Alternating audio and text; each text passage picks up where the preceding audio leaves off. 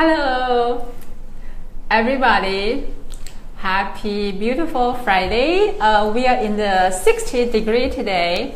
And today, it's just me and Chang right here.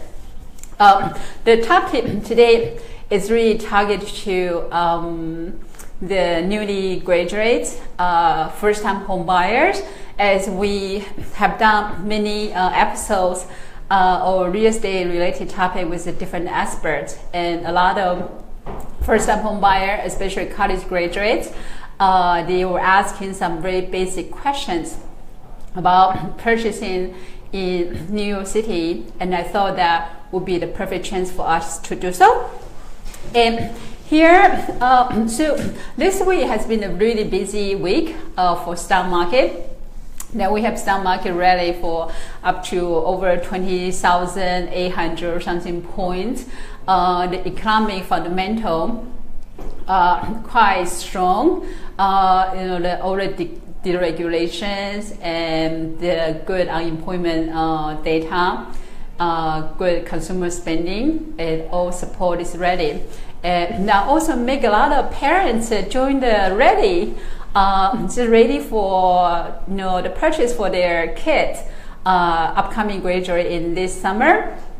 And also want to share that JadeStone, we will also appear in the Harvard University magazine to introduce our company and to service the upcoming Harvard graduate. So very happy, very excited.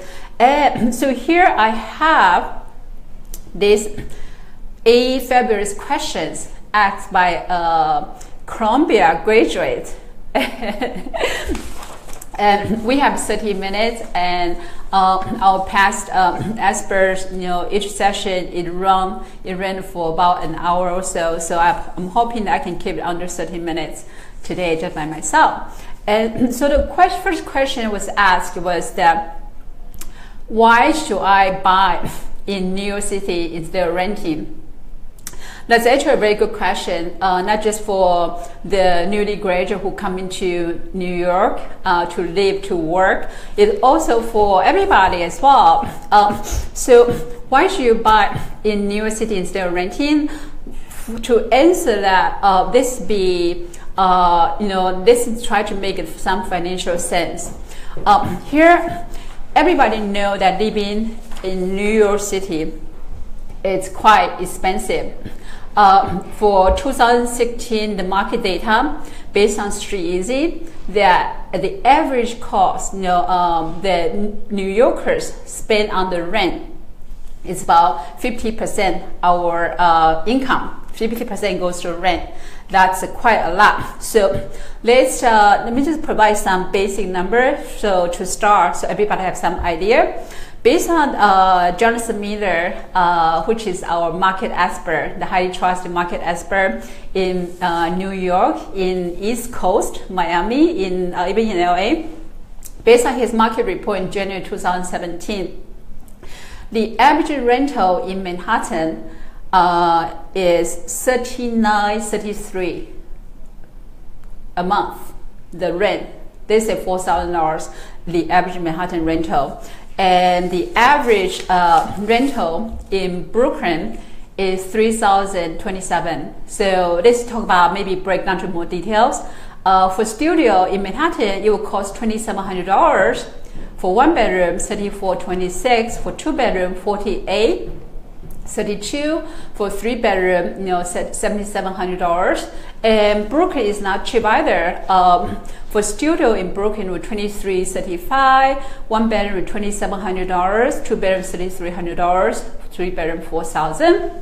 Those sounds like just a number, but there are actually high number. We know that everybody, that's probably, you think about that's a rent. Then when we have an income, you talk about your take-home income, right? After tax income, so a lot of money goes to your rent. And we don't just think about 1 month. For example, to rent a one bedroom apartment in Manhattan, the average cost is $34.26 based in January. So let's just do a basic calculation. If you have apartment for $3,000, that can probably afford you a studio in the domain elevator building, walk up, 1 bedroom.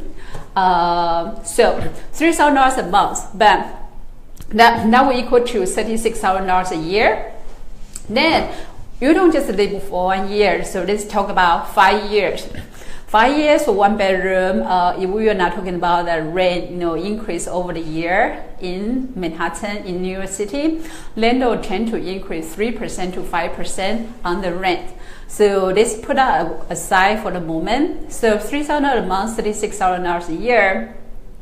Here for 5 years, that you are spending $180,000 on the rent income. That's quite significant. That would equal to the down payment, 20% of the apartment that's $900,000 as a down payment. So here you go. The number probably start to make sense. That's why the buying is a good option. But Street Easy has a very good the statistic tool to help you analyze that at what point of time that it makes financial sense to purchase versus renting. It's called tipping point.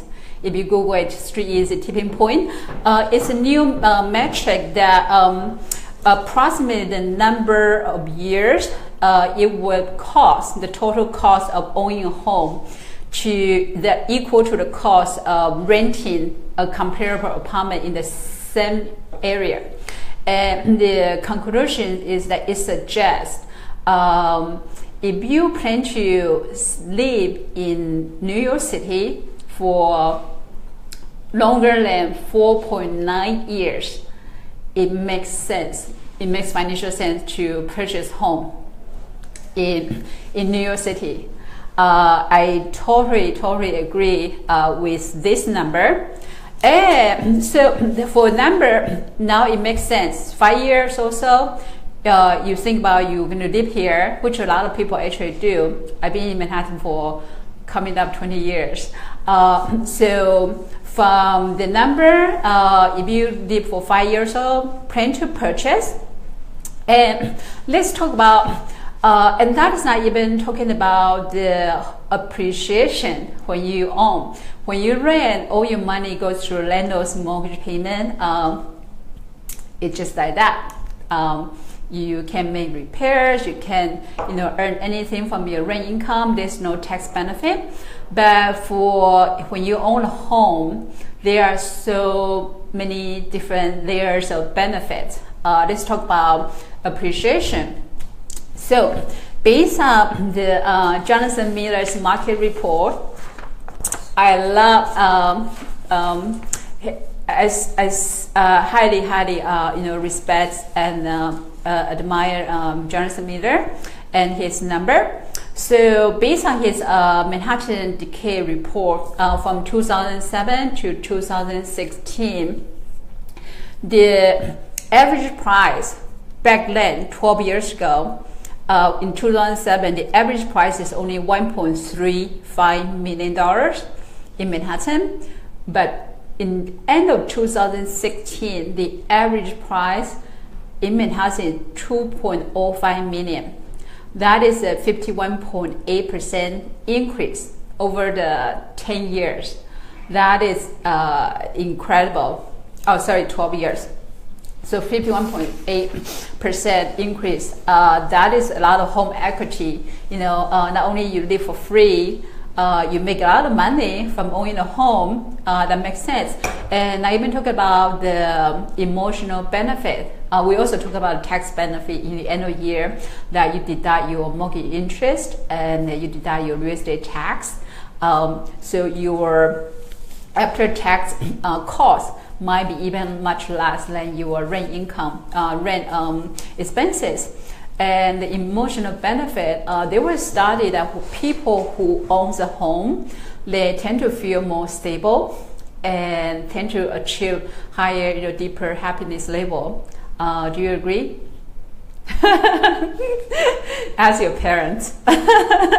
So I hope that would explain the first question, that why should I buy in New York City instead of renting, right?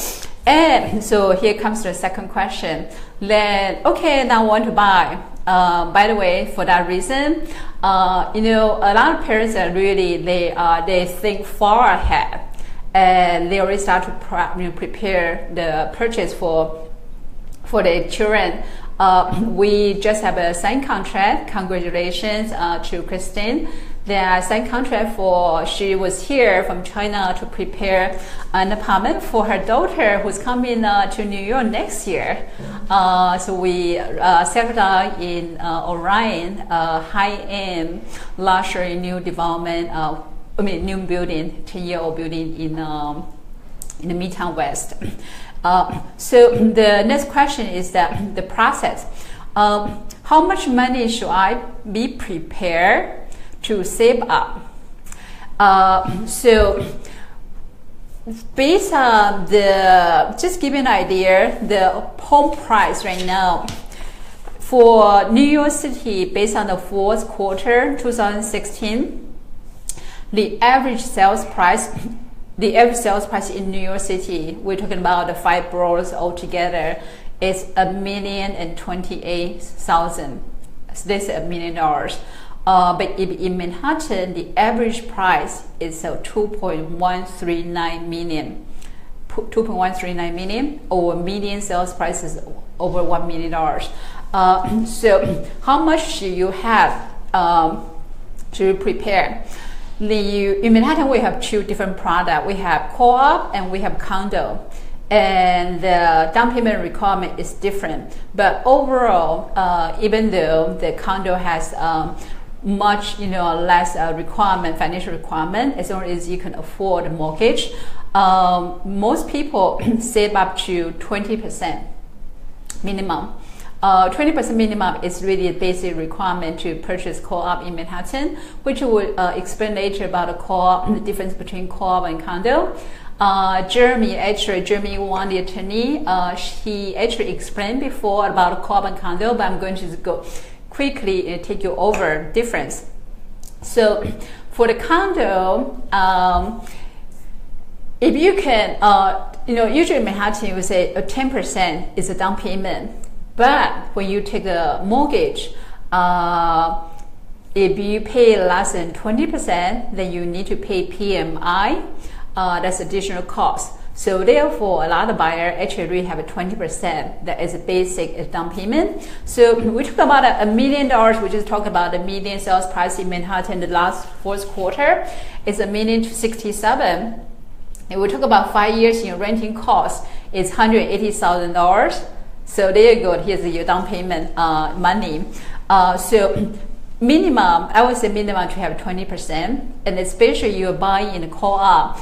It's not just 20%. There will be other, cost involved, reserve fund involved, and also different buildings, different co-op would have different criteria. Some buildings will say 20%, some buildings say 25%, some buildings say 50%. Of down payment, it's all varies. So when we talk about the co-op, we will explain later. So 20%, and what other actual cost involved? Of course, the process, you don't just put down down payment. You have the closing cost. What I want to introduce is that on our JadeStone website, we have actually on our website, that we have some basic, very clear chart that we have the explanation. The chart explain the difference between co-op and condo, and we have the different the chart that shows the purchase price in Manhattan, in New York City, what would be like, and also that we have the closing cost. What it costs for the seller and buyer in New York City, the closing costs. I know there is a lot of information for everybody, so I'm going to say quickly. So now you have money, you have 100%, determination to purchase and you agree with the benefit to own a home in New York, then so what's next? Well, so I'm going to take you to the process of buying here. New York City, especially we were talking about Manhattan, is a totally different animals. Versus when you're in the state, when you're outside in the suburb area, you purchase a house, single family home, multi-family home, you don't have a management company, you don't have board above you. It's very easy. Between you and the seller and the bank, boom, boom. But in New York City, like I mentioned, we have co-op, we have condo. And each co-op and condo, it has a management company, property management company, and it has a board. The board constitutes with several, board members. Would oversee the building matters on behalf of the shareholders or unit owners. So the process of when you decide to buy, come to a real estate broker. They say, I'm your real estate broker. Call me. So you come to a real estate broker. The very first thing I would do is that to recommend you to consult with mortgage professional, a lender, unless you're all cash purchase. But even your all cash purchase, I would still need to, request a funding proof from you. And so the first thing, the contact mortgage broker, and to obtain the mortgage pre-qualified letter, a pre-approval letter, which shows that based on your income, your credit history, and your liability, what you present to them, that what's the percentage that you can be pre-approved based on what certain price. And that letter is very important. It builds up a piece of confidence. In Manhattan, for the past, as long as I can remember, almost every transaction it was done in the non-mortgage contingency deal. This is a very competitive market.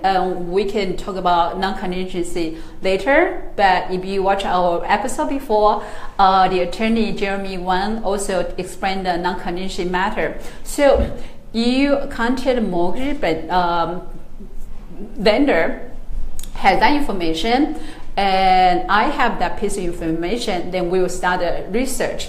There are a lot of excellent tools on the market. Everybody knows about Street Easy. If you are shopping in Manhattan, I would say Street Easy is a very good, complete tour. If you are outside Manhattan, Zillow, Trulia, they all cover.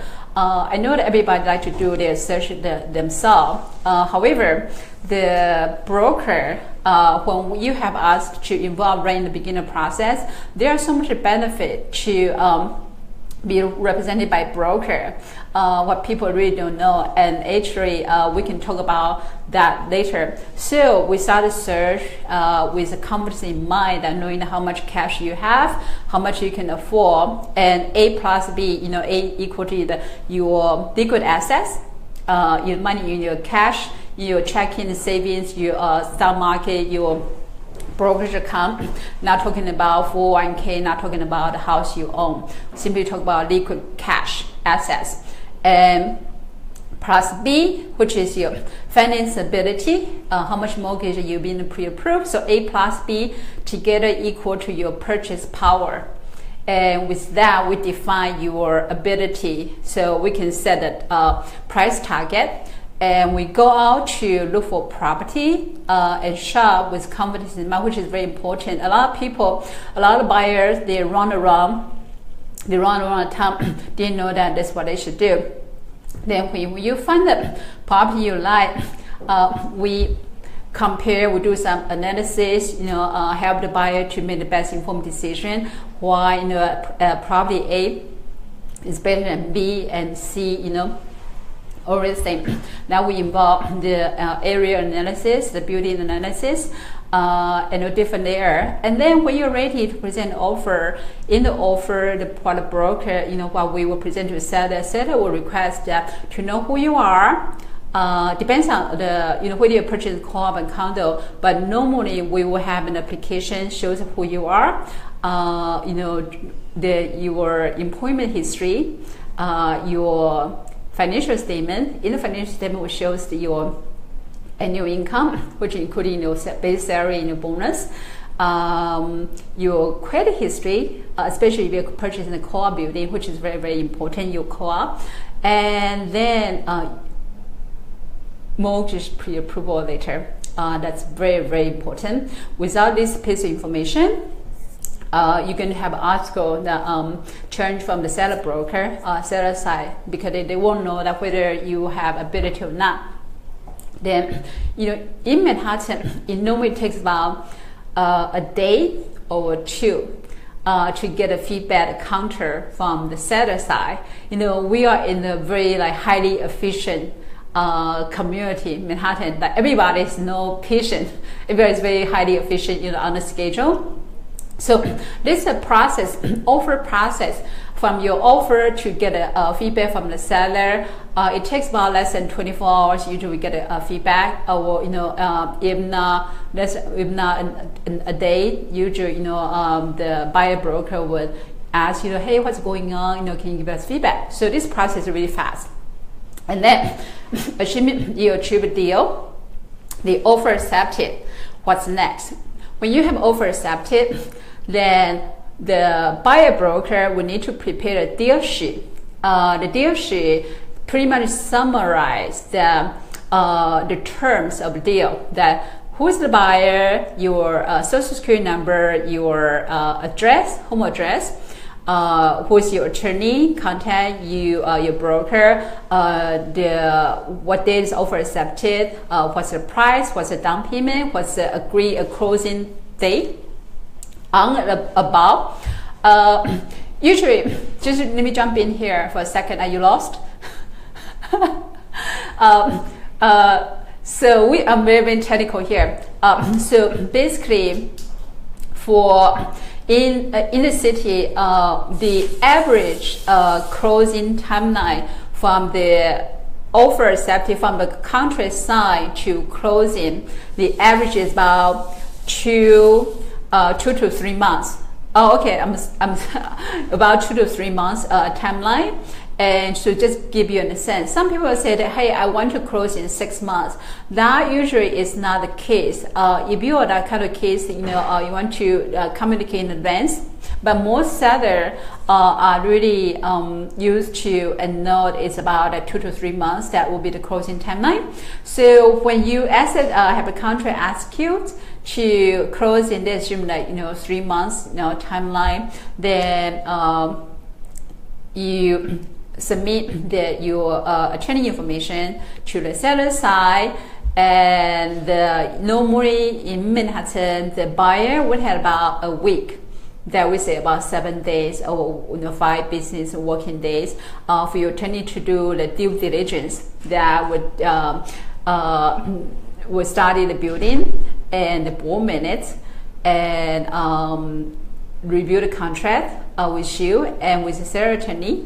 That take about normally about a week, 7 days to execute. And with the 10% in Manhattan, 10% as a contract deposit. Maybe in other areas 5%, but it's always has always been the case. Most case is 10% contract deposit. Then you ask Q&A, what's next? We do two different directions. One is that you start to submit your mortgage application with the lender, and the bank will start the process. And the second direction is the buyer broker. We will start to prepare the buyer for the board package. And the board package, it could go from 100 pages to 300 pages to several hundred pages. It's a big, a lot of document requested by the building management company, by the board, to understand who you are as a purchaser, to understand that your financial is being approved, being qualified. So basically, the board package will involve with your employment history, your current, whether you're renting or you're owning, your landlord reference letter. Normally you will have be a request for three social reference letter or 2 business reference letter, a lot of things. So, okay, and then all the information being prepared and along with the commitment letter from the bank, and we will summarize and complete the board package, submit to a management company. And this process normally take about a month to 45 days. And then perhaps you get a board approval. And if the condo, you get a board to issue the first right of refusal, and then your tenant will schedule the closing, and that will be happy ending. So from the front to the end, about 2 to 3 months. So this process, I hope I'm not losing you, but it's quite important for you to know. So we're going to the next question. Would be, what's the next question? People want to know that what are the qualities of a great starter apartment? No, actually, I'm going to talk about the co-op versus condo. What time is it? Oh my God! It's a 12:26. I'm just finishing one question, being very detailed, but it's okay. We could have a secret. So I just help you to understand the whole process, in the city, in Manhattan, and the basic animal about the city. This episode is for the first time home buyer in Manhattan. If you're not a renter, so there are the co-op and then condo, which is very basic for everybody to know. So I'm going to talk about the financial, the basic fundamental difference between co-op and condo. And so when you purchase in condo, you own that deed, that's a real property. But when you purchase a co-op building, you own the share of a corporation. Entire co-op is a corporation. You own the share, like how many shares, maybe 100 shares for your studio apartment. That's by the nature difference. But for the buyer, it comes to big difference in terms of financial requirement. We just talked about a condo. Normally, say you be a 10% down payment, but most people put a 20% plus. And the co-op then is very specific. It's about the 20% or more financial requirement. Then another aspect is very important is the reserve fund. Most co-op do have a requirement on the reserve fund, meaning that after your down payment and your closing, that how much money, liquid assets you should have in your bank post-closing. If there's no particular requirement, the rule of thumb we normally look at it is about a year and a half, 18 months to 2 years, a month for your monthly carrying costs on the apartment, which means that your mortgage payment and your maintenance cost. For example, your mortgage payment plus your maintenance cost, if it's $3,000, and that means that roughly you want to look at after your down payment, you probably have times 24, you want to have 72,000. Am I right? About 72,000 or 50,000 also as a reserve fund. And that's the one part of the difference. Then the major difference is that in condo, really the board would assess the right to acquire the apartment and to reject the buyer. But in the co-op, there's a board, and most of the time there's a board approval and a board interview involved, and they have the right to reject you. And that is a bit more uncertainty to a lot of buyer.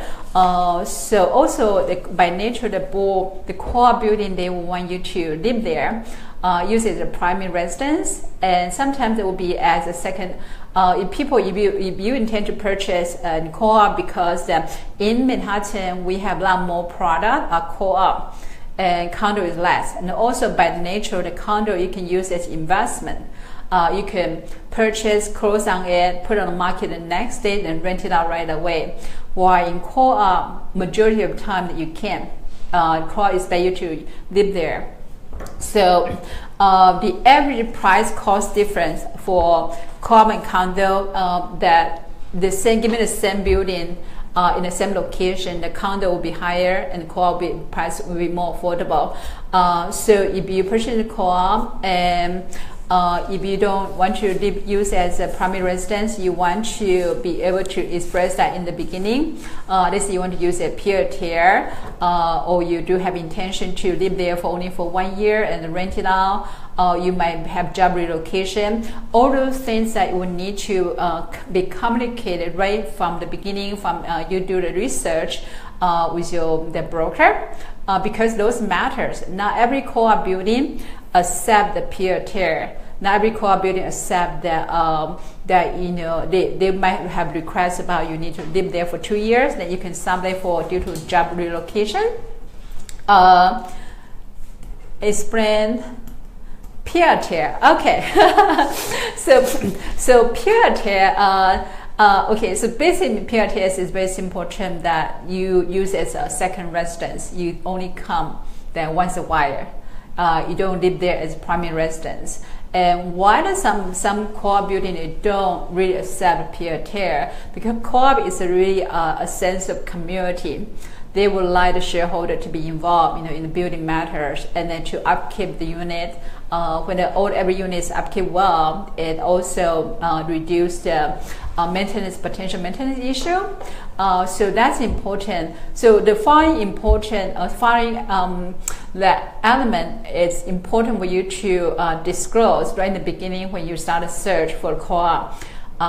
Whether you are purchased under, let's say purchased under corporation, LLC, such a purchase under trust. If whether your money is your down payment is a gift money from your parents, whether your purchase with the parents or parents purchase for you, and whether you're going to live there as a second home or pied-à-terre, whether you have pets, all these factors are really important. Would help you decide whether certain co-op is your right option, right candidate or not. It's really important.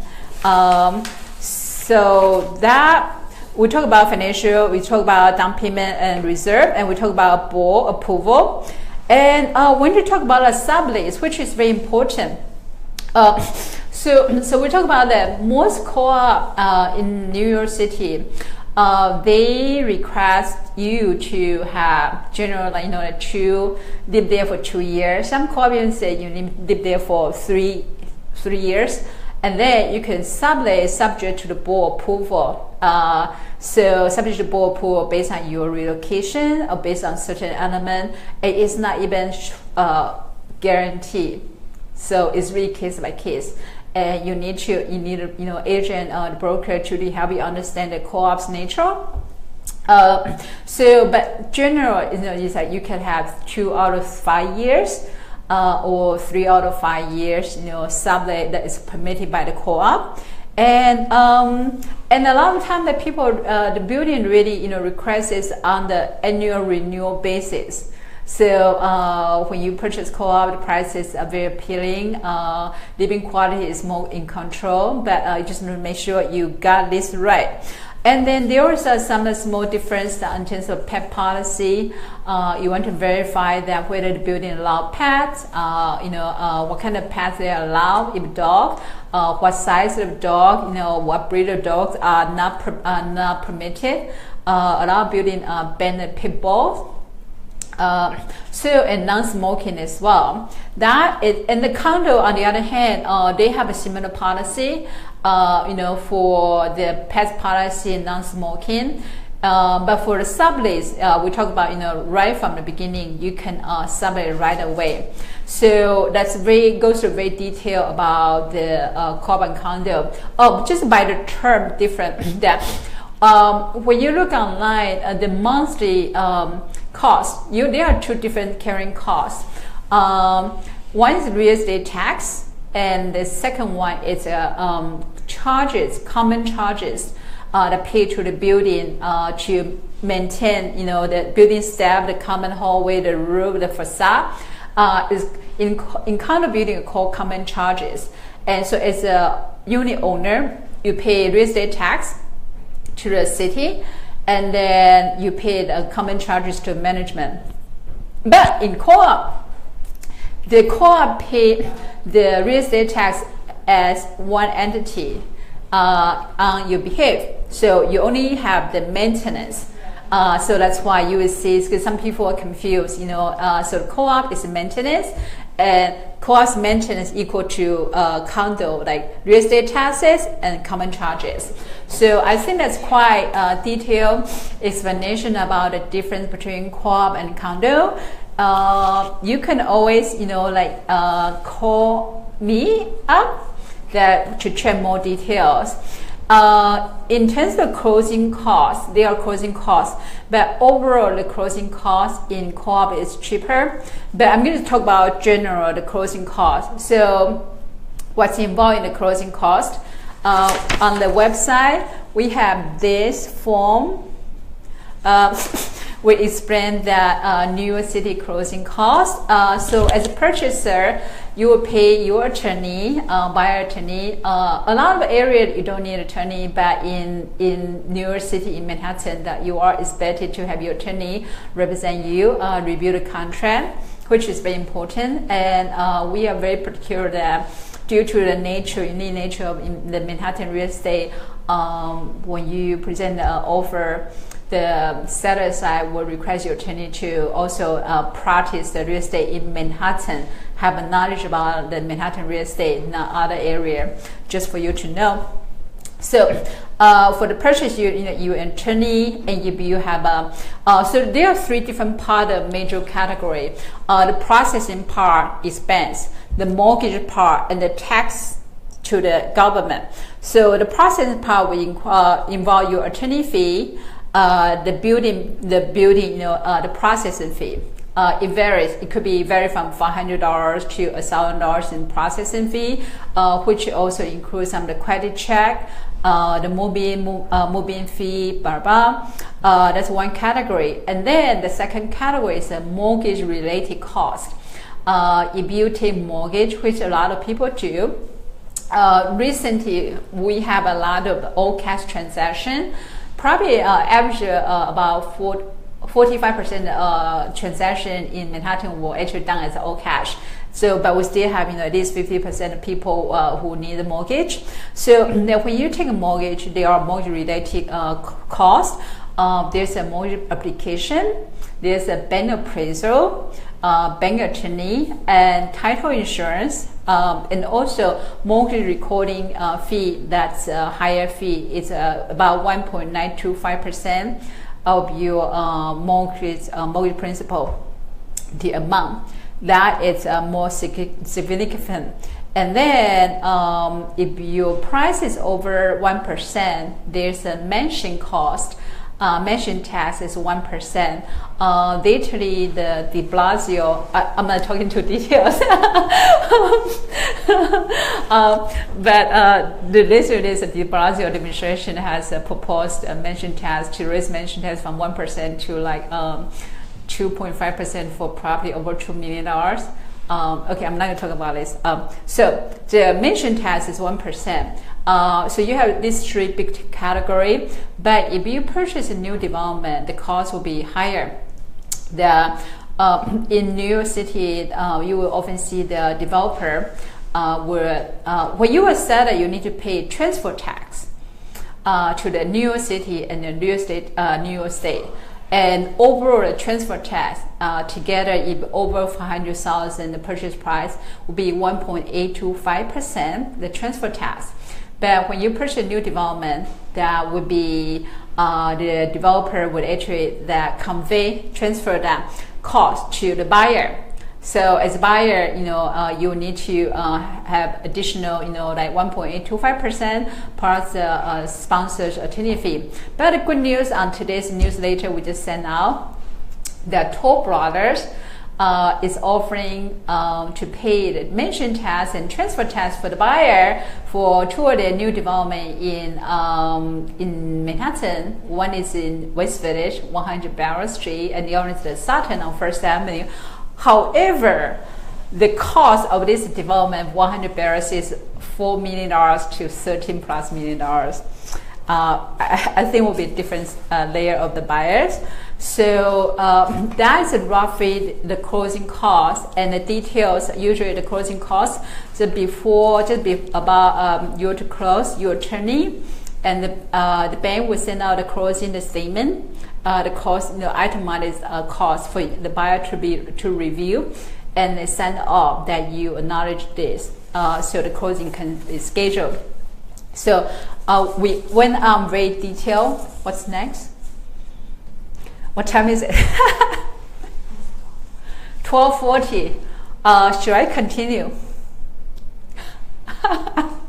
Okay. So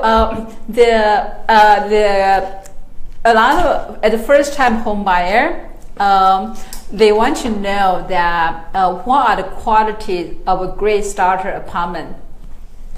I think it's really depends on each individual.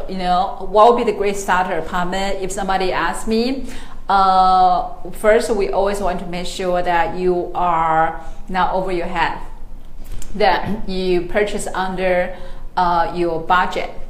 That's very important.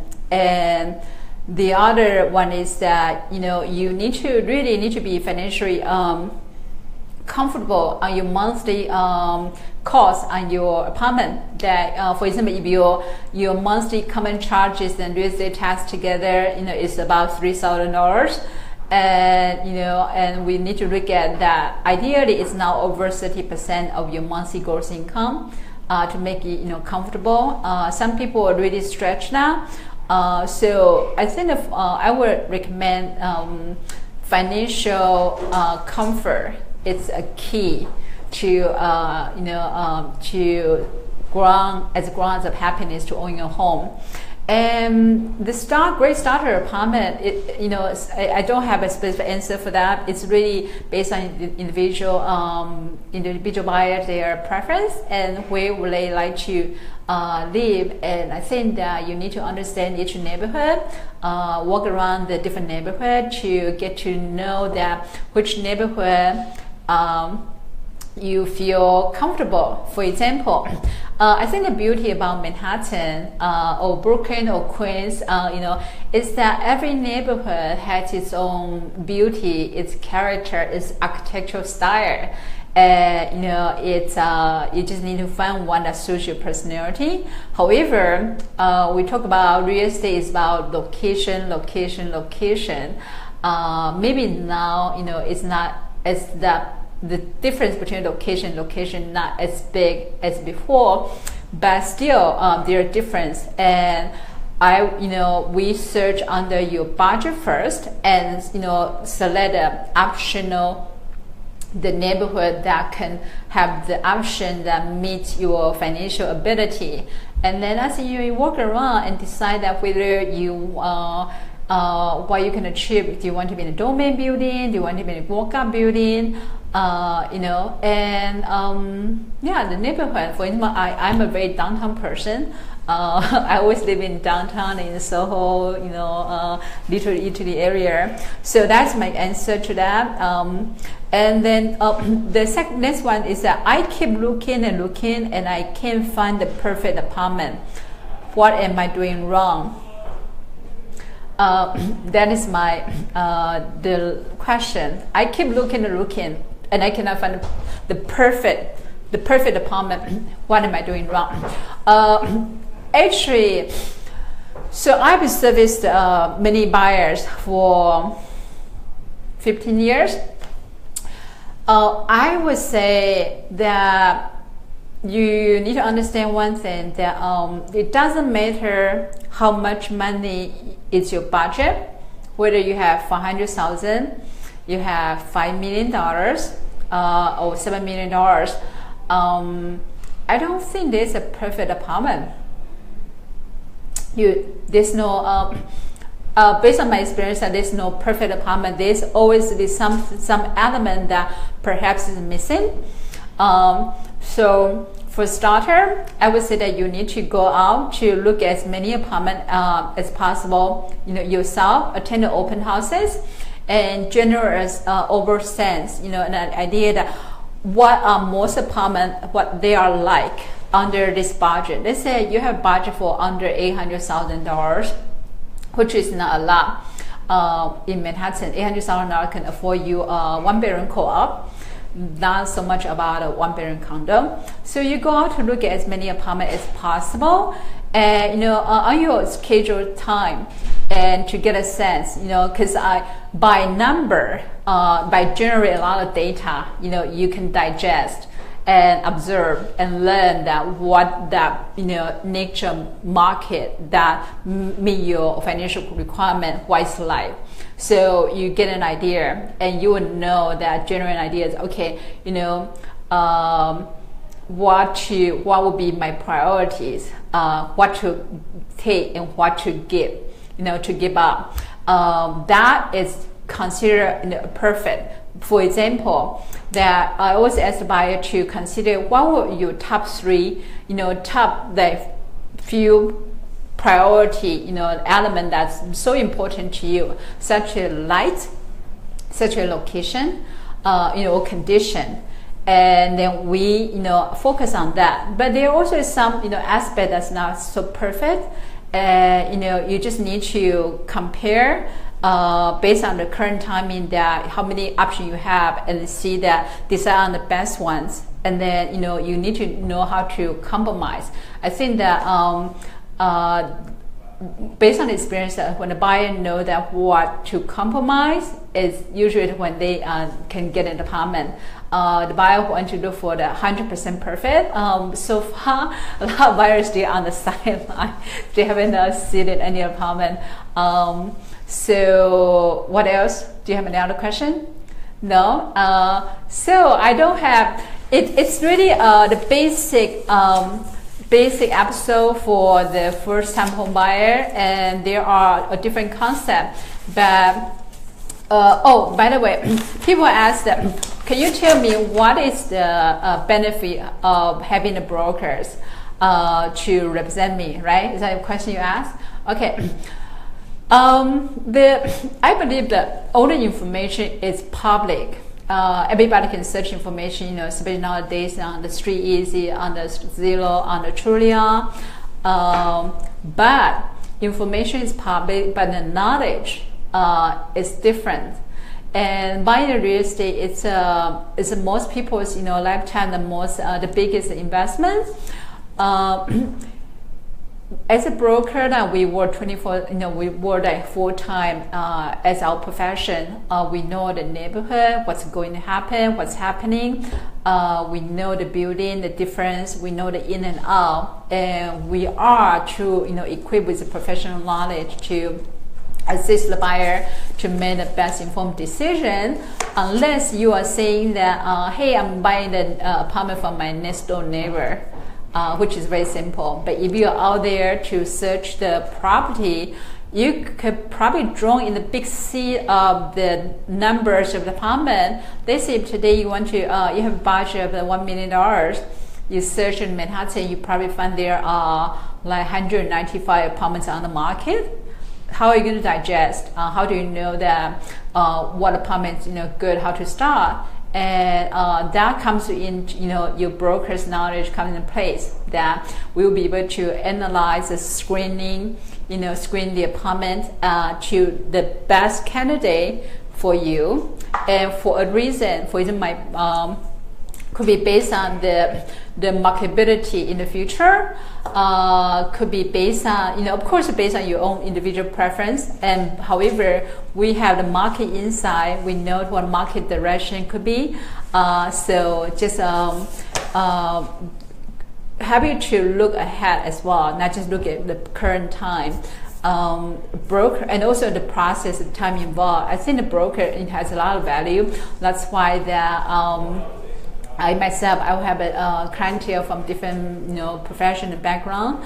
Have the doctors and highly educated or business executive, celebrities, or Ivy League graduates.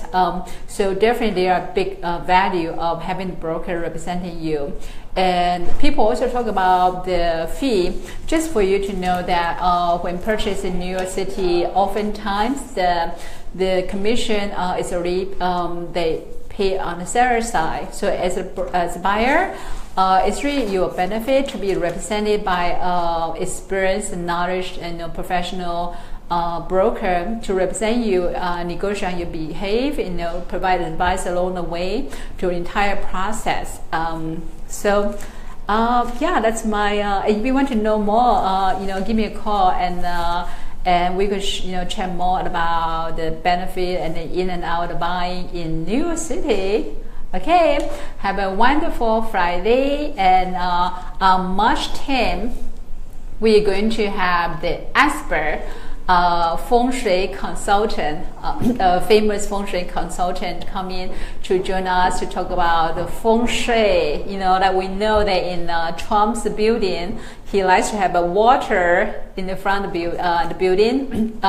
We say water means develop, it's good fortune. So very excited. So tune in on March 10th. Okay, any question? Give me a call. If you want to buy an apartment for your kids, give me a call. If you want to buy an apartment, give me a call. If you have any question about real estate, give me a call. Bye-bye.